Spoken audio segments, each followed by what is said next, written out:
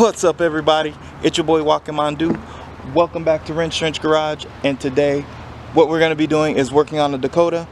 I just got to tell you, the other day after the first filming of this vehicle, what I ended up doing is I did a little bit of troubleshooting off camera just to see if I can find out why it wouldn't run. Now, I did turn the key and I got fuel. I heard the fuel pump prime. I did check for fuel at the fuel rail and I did get fuel pressure.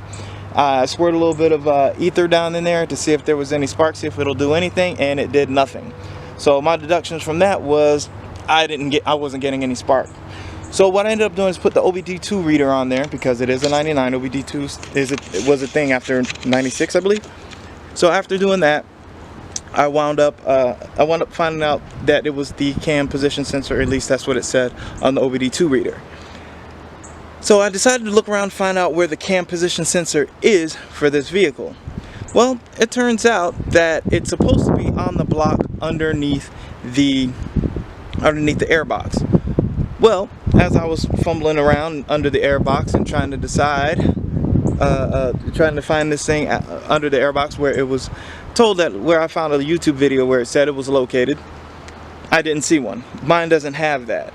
It appears that, and so when I went to go look up the part for a 99, it doesn't exist. It only exists for 2001 and up. Then I realized on that video that the guy was working on a 2001 Durango with the same motor.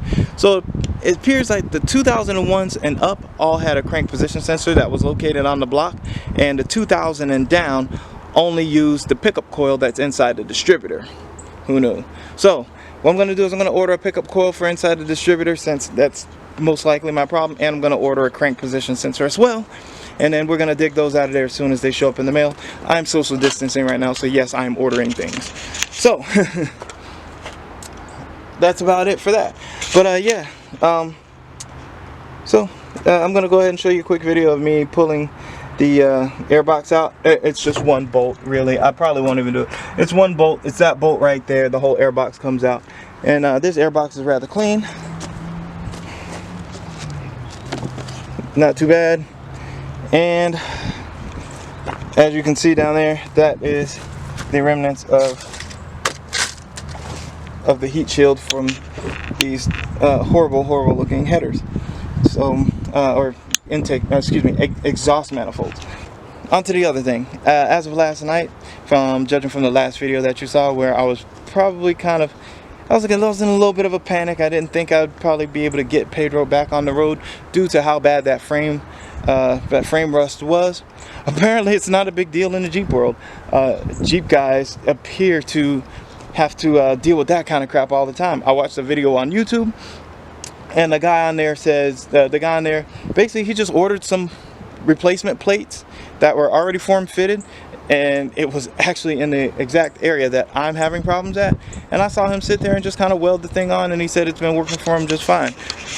I'll probably go to a little bit more extremes when it comes to dealing with the rust, because I know how rust is. It's cut out what you can and you treat the rest. So that's what I'm basically gonna do with the rust. So that's it for now, guys. When I start getting my parts in, or I start doing some more stuff on Pedro, which would probably be, I don't know if I'm gonna do anything tonight. I've got to see what's going on. And you know, with that being done, I'm gonna go ahead and try to rip some more stuff out on Pedro a little later, either tonight or tomorrow. So I'll see you guys in a bit. Hey, what's up, everybody? Actually, we got some stuff that came in the mail. This is a few days down the road from when I was horrified by Pedro's frame, and directly after that, I ordered these parts right after I assessed the Dakota. So I went ahead and just ordered a little bit of everything I kind of needed. But I'm gonna start over here to the far left, and basically what this is I had to get an external hard drive for my computer, because as I was doing videos, I was just completely running out of memory. And then I went and I found all my old USB things, and now I've filled all those up, and I'm still not having enough disk space on the computer to do things. So I decided to go ahead and get a hard drive. And when I do stuff, I guess I kind of go overboard. I guess I probably only needed 1 or 2 terabytes, but I ended up finding this one. It's a 4 terabyte hard drive, and basically with this bad boy, they gave me another USB drive, like I really needed another one of those, but I got one, and that's a 32 gigabyte. So 4 terabytes, extra 32 gigabytes plus the 3 that I have. I should have plenty of storage space to do whatever the things that I needed to do. So now I can go ahead and take all of my videos from my computer, back them up on here, take everything from my USB drives, back them up on here, and I should be good to go. So I'm gonna go ahead and start that now, and before I decide to get into the other things that I got. So yeah, even though this isn't, you know, car parts, it is channel related, and it is kind of important that I have some backup storage space. I got this from Best Buy, by the way, and this was 99 bucks for a 4 terabyte with this little USB thing. Not a bad deal. And it was $6 in taxes, so $105.99 is what I ended up paying for it all together, and the shipping was free from Best Buy. So good stuff. I'm gonna go ahead and plug this up and get this ready, and then we'll go on and open up the other stuff. Alright guys, so I got the computer just kind of hooked up a little bit all the way over here in the corner. But basically it's just going to take a little while for that thing to go ahead and do what it needs to do. So while that's doing that, I'm going to go ahead and start opening the rest of this stuff. So basically, love receiving new things.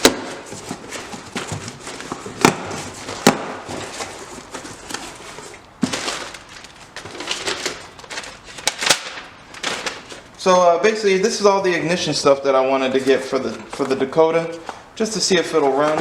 I'll probably mess with that tomorrow. Yeah, so I ended up getting, I kind of just wanted to make sure all of the ignition components, spark components were going to be in good shape. So I went ahead and got a new coil. These don't typically go bad all the time, but it's just, it wasn't expensive, so it's just kind of some cheap insurance for doing what I wanted to do. And here we go, the next thing we got. We have another crank position sensor.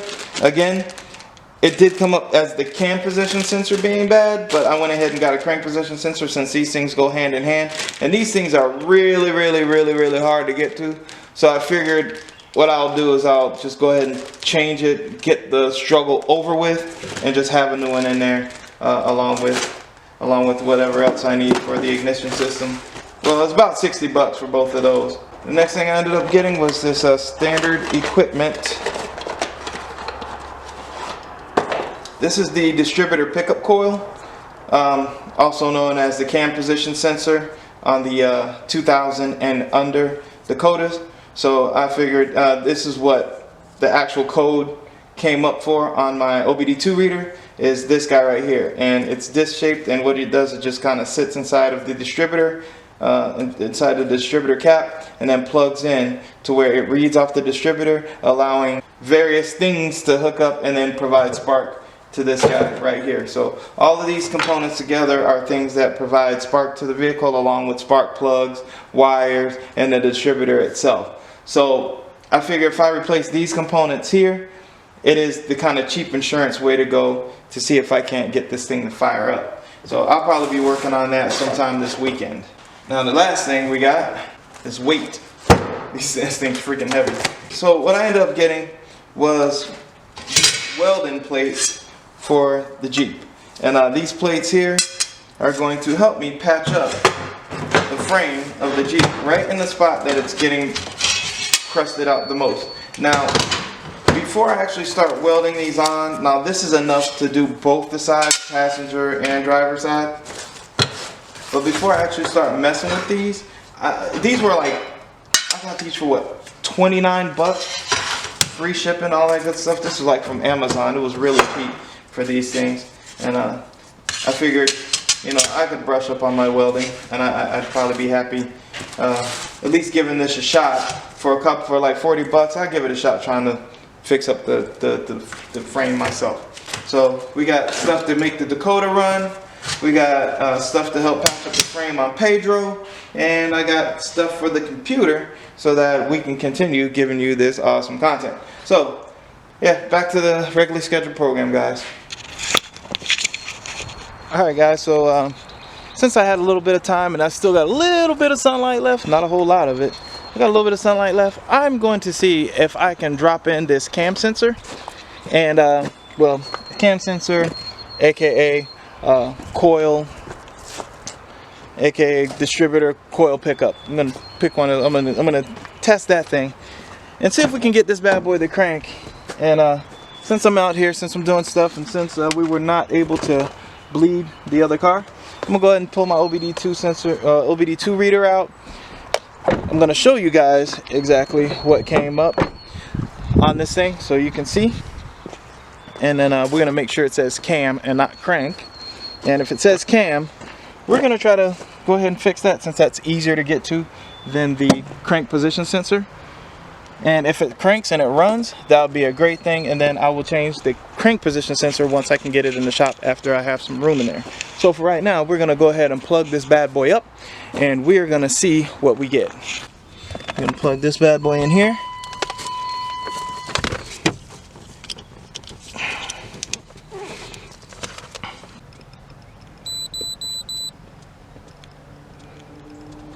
Alright, so we're gonna go down to Dodge Dakota. Enter. Is this your vehicle? Of course it is. See where it says cam shaft position sensor circuit bank 1 sensor. 1 of 1. So since it says cam and not crank, we're gonna go ahead and do the coiled pickup. Alright. Coil pickup should be under the distributor, right under this guy right here. So I'm gonna go ahead and grab the GoPro and see if I can give you guys a better shot than what I can give you with this big old camera. And we're gonna go for it.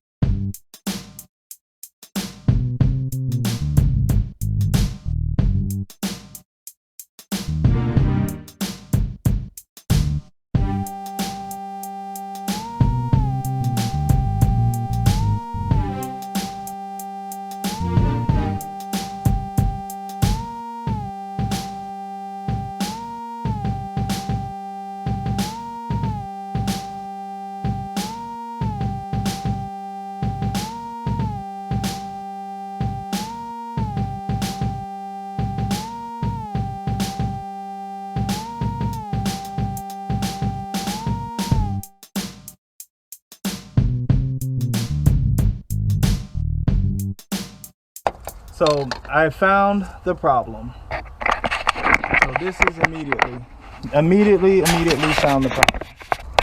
This wire is completely broken.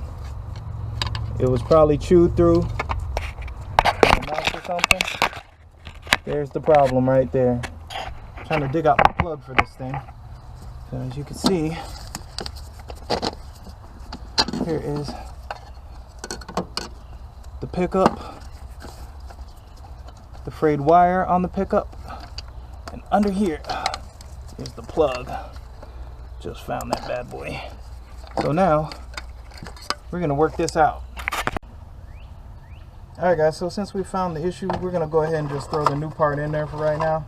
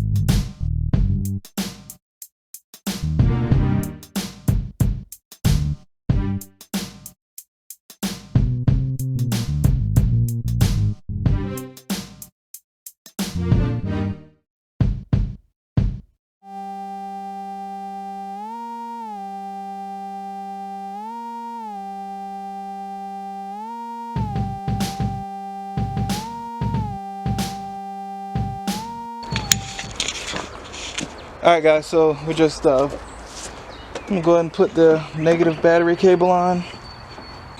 Negative battery cable's on. I'm gonna go ahead and put the air box on real quick. I'm not gonna bolt it all the way into place. I'm just gonna throw it on for now, just to keep the crap out of it.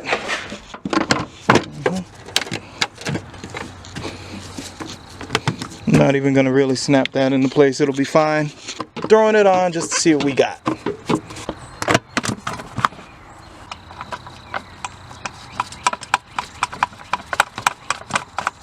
This little hose here, we're just gonna snap that back there. Alright, let's see what we got, guys. This battery might be a little dead, but we're gonna see what happens.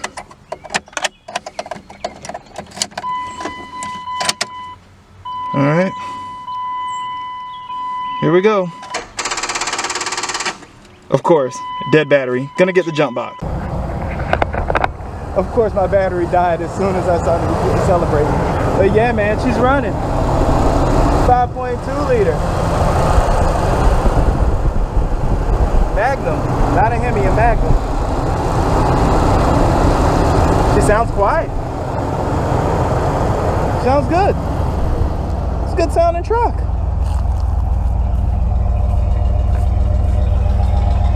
Yeah, look at that exhaust.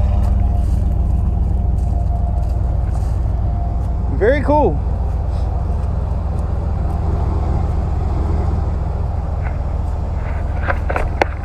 Alright guys, well I hate to end the video with the crappy sound, but this is all I got. But thank you guys for watching. I appreciate it. Don't forget to like, subscribe, and comment. Don't forget about my Zazzy store. And if you support the stuff that I'm doing here, if you like the Dakota, if you like whatever I'm doing around here, go ahead and support, get yourself some merch. You guys take it easy. And don't forget guys, keep wrenching. Wrench Trench out. Peace!